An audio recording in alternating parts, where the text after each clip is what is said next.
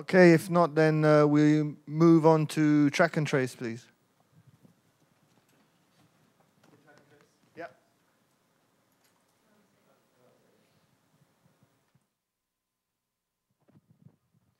So we were presented with a scenario of plumpy nut distribution. Plumpy nuts ready-to-use therapeutic food. In Ethiopia, the problem we had was 1,500 distribution points and 100 truck drivers, and I'm not sure of how many storage areas. And they wanted us to evaluate 3 concepts and then kind of critique it, and we came up with a 4th solution. The first concept was to have 30 field monitors travel around and use SMS to monitor, so use rapid SMS to monitor 40% of the points, so 600 points. The second one was to use a system where a truck driver would have a PDA and would record the activities and then report back whenever he has via GPRS data when he's back on a network. And then the third is to use, give PDAs to 300 of the distribution points where they have data. So assuming you can find 300 places in Ethiopia, give them a PDA and they would be, I guess, a statistical representation of 20% of all points. So it's more of like a monitoring approach. So with concept 1, we our initial critique was that seems like a lot of traveling. And if you've ever been to Ethiopia, that could be really expensive. Just to get 40% coverage. And our question was, if they're just doing an SMS and not something more advanced, why just have 30 people doing this? It seems like if it's SMS, we should expand that out. And that'll get to our conclusion later. The second one, the issue came up of a lot of these drivers are going to be contractual or hired on. So there's the issue of trust, and also the issue of training is a big issue with the drivers. And the third one, we kind of had some, we weren't very sure about having connectivity in that many points, and we just didn't, I don't think we covered it that much. But let me kind of go into our proposed solution, which is a hybrid. One of the people in our group came up with a great idea of the FedEx kind of system, the FedEx puck. And we also talked about M-Pesa, which is a really good trust system. So if I take out my phone, assuming an area where I have connectivity, and if I want to give you credit, I can send you the credit, and right away you can verify that you got it. That could be used for handing off supplies. So at that point, a transaction happens, and the cloud knows, yes, that person, the transaction happened, and it's all recorded. So what we proposed was kind of a twofold approach.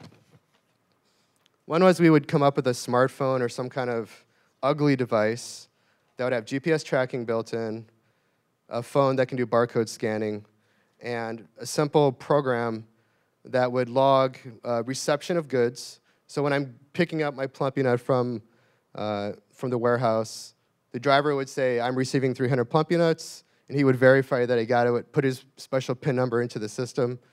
The person handing it off would also, the warehouse, so that transaction occurs.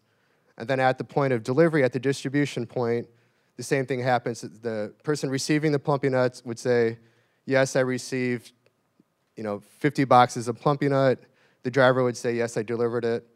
It would be GPS tagged. We'd also, and then also we talked about the idea of using an optical camera to do barcode scanning. So we also have a third part. So if there ever was collusion between somebody at the distribution point and also the driver, we would kind of weed that out. And also the driver actually is a sneaker net. So anywhere that truck, that's our network, basically. So you don't really need to have data connectivity at all until you get back to the distribution point where we're assuming we have internet. The problem with point number 2, which was just relying on the drivers, besides trust, was we were really afraid about demand. And there's a lot of demand monitoring, where there might be a lot of remote areas where they might not get to in 2 weeks, and we need to know that the thing that we can't have is we can't have any stockouts in this system, because a stockout means people dying.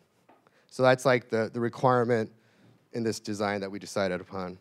So we really wanted to supplement the approach of having every single site with connectivity, the ability to send SMS forms in using Rapid SMS. I think it's worth the cost.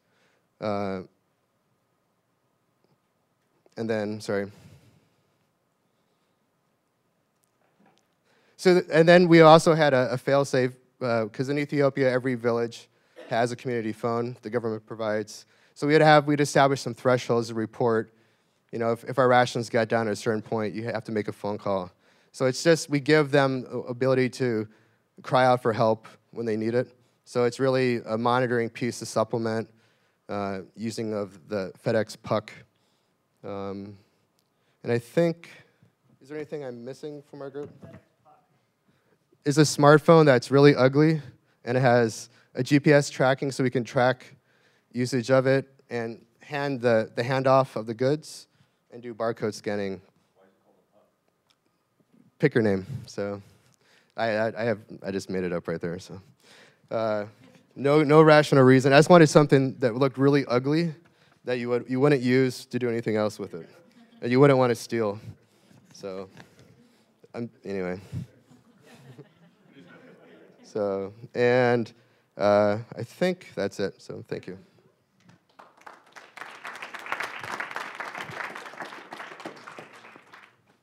Okay. Are there any questions for that group? I have one in terms of the puck, which is a name that's going to stick now.